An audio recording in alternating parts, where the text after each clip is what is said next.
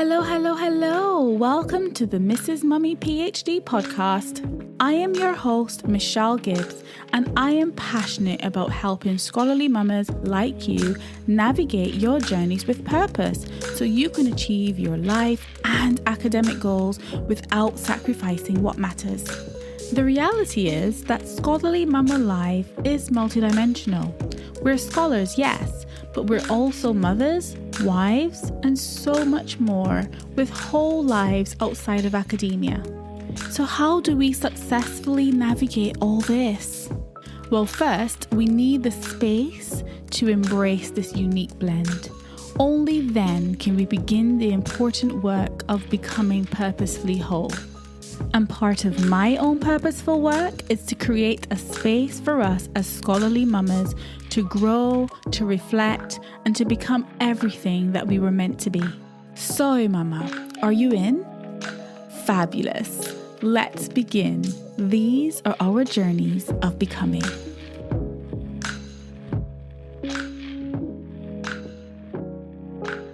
Hello, mamas. Welcome back to the podcast. As you know, on this podcast, we talk about all things marriage, motherhood, and PhD. Because as scholarly mamas, we're constantly juggling all of these things. In today's episode, I wanted to talk about the unconventional truth of being a mum of boys.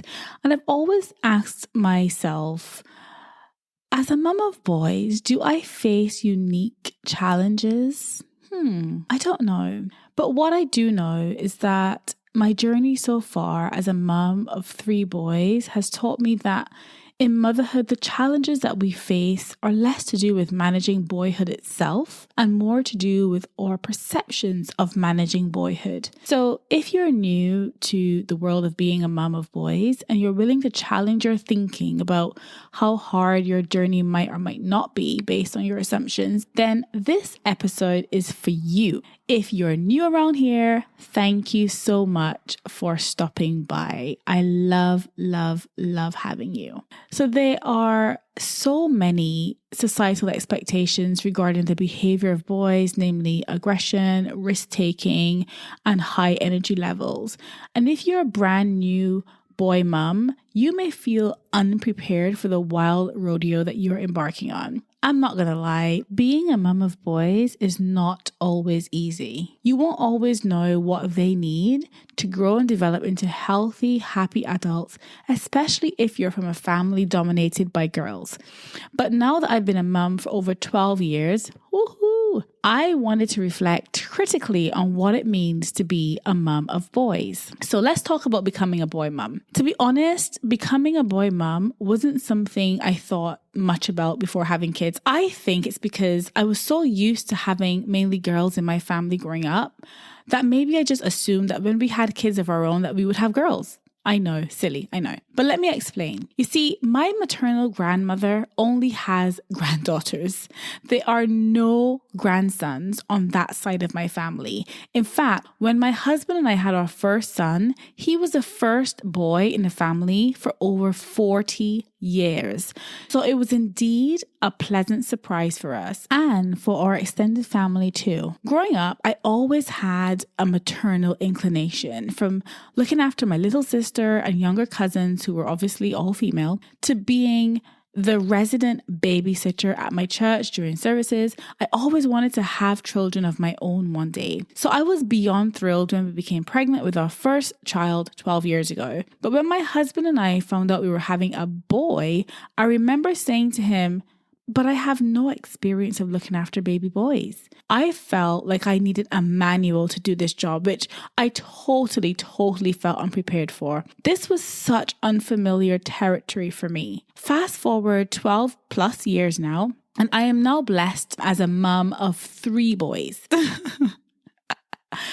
You know what? God has a sense of humor like that. However, I trust his every plan for my motherhood journey, and he saw it fit to bless our family with 3 bundles of boy.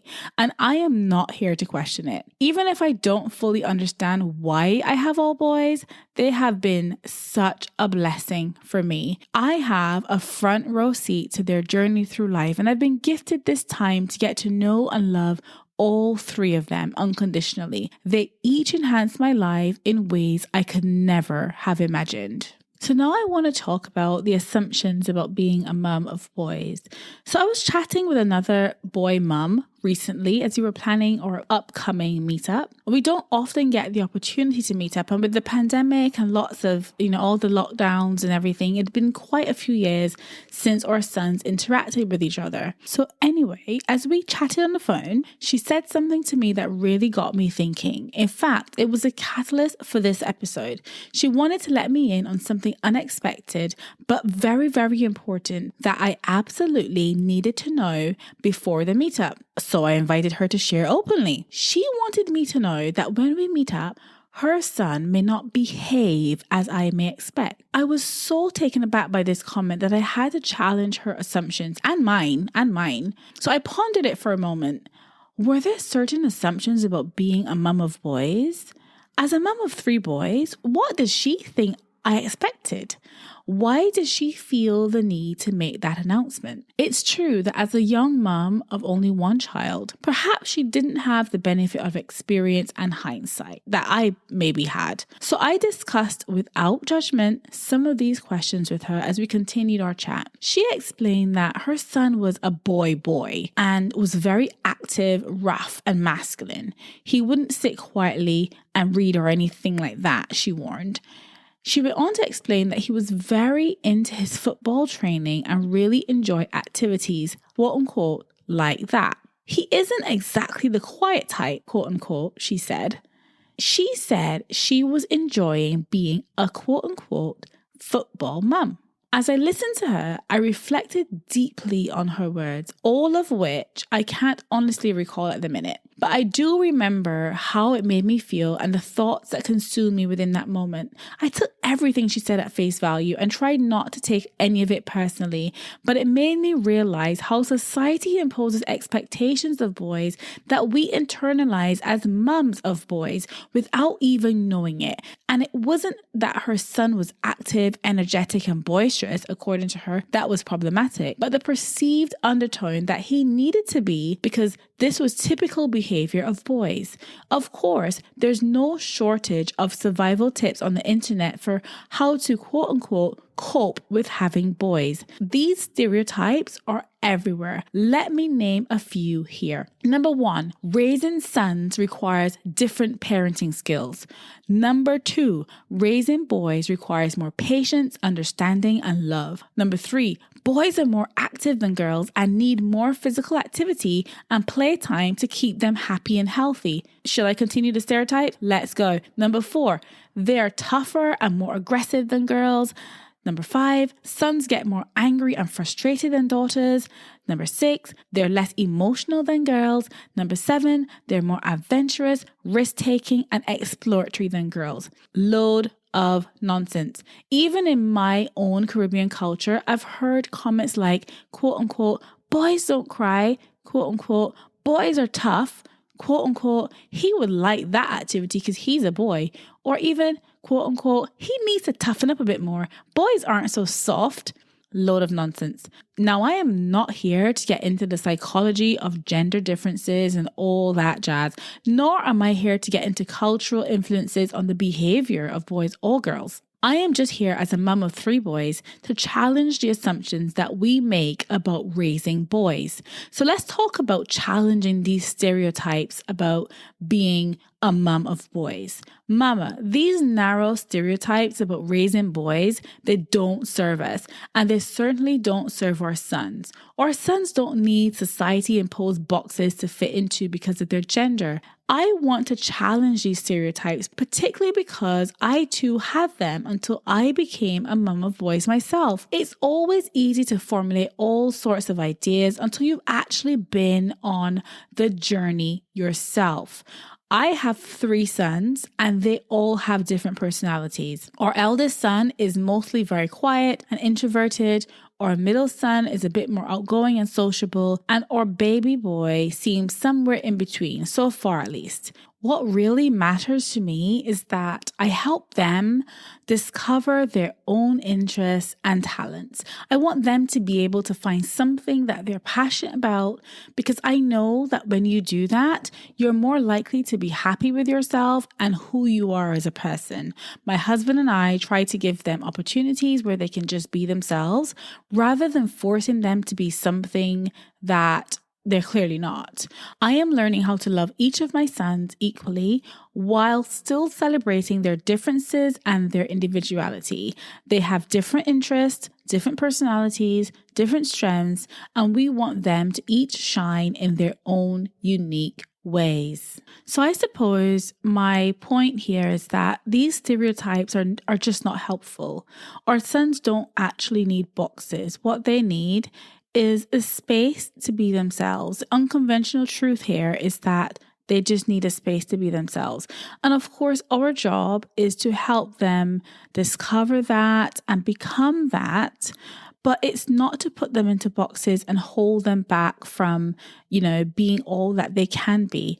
They need to be allowed to cry, for example, without ridicule, because emotional sensitivity should never be perceived as a weakness, nor should raising our boys be perceived as hard work just because they're boys. They don't need to feel that they always need to be tough.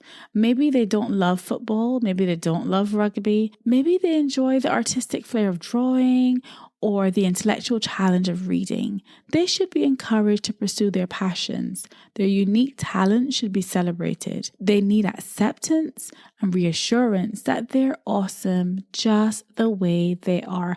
I'm going to pop a YouTube playlist in the show notes, which I created with one of my sons, with some helpful affirmations that you may wish to share with your sons or your kids. When we teach our sons to fit these stereotypes, we're essentially sending them messages that they're not good enough the way they are. This gives rise to men who carry around feelings of low self-worth and inadequacy, men with poor emotional intelligence who lack the experience of expressing themselves effectively and respectfully.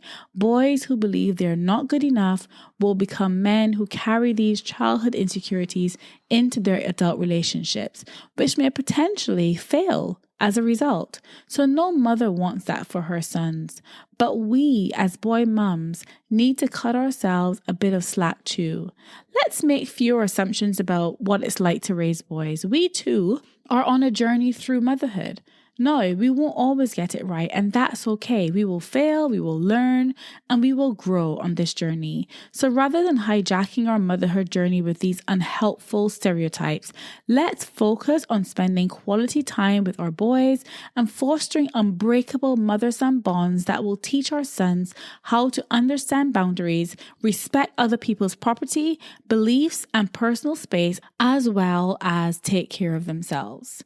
So I am certainly not here to profess that I've always gotten this right, but I can say without a shadow of a doubt that I will never give up on trying to do better. Never. I will always be on a journey of learning and growing in my boy motherhood. So let's now move on to talking about raising boys to be the best versions of themselves. So now that we've thrown out those silly assumptions about being mums of boys, let's now move on to the good part. Here are some tips on how we can raise boys to be the best possible versions of themselves. So the first one is to encourage them to express their emotions by creating a safe space for them to do so. This might be through one-to-one conversations, through drawing, coloring, doodling, writing in a journal, or whatever other creative outlet they prefer to use. If you didn't know, I also wrote a children's picture book series called the Doodle Dozen series, which was a labor of love for my boys, which encourages kids' creative expression. Please check the link in the show notes for details about my children's book series. Okay, so point number 2 on how we can encourage our boys to be the best possible versions of themselves is to encourage them to think about their future and what they want to do with their lives. This helps them to think think about their talents and strengths in a positive way and affirms feelings of self-worth. Encourage them to step out of their comfort zones from time to time and lead by example. So you do that as well. You step out of your comfort zone and show them how they can too. Okay, so point number 3 is to allow them to have time for themselves. The ability to self-reflect is honestly worth its weight in gold. Teaching children how to reflect on their experiences opens the door for a two-way conversation about their thoughts and their feelings, because they can begin to learn how to organize their thoughts so that they can express them to you.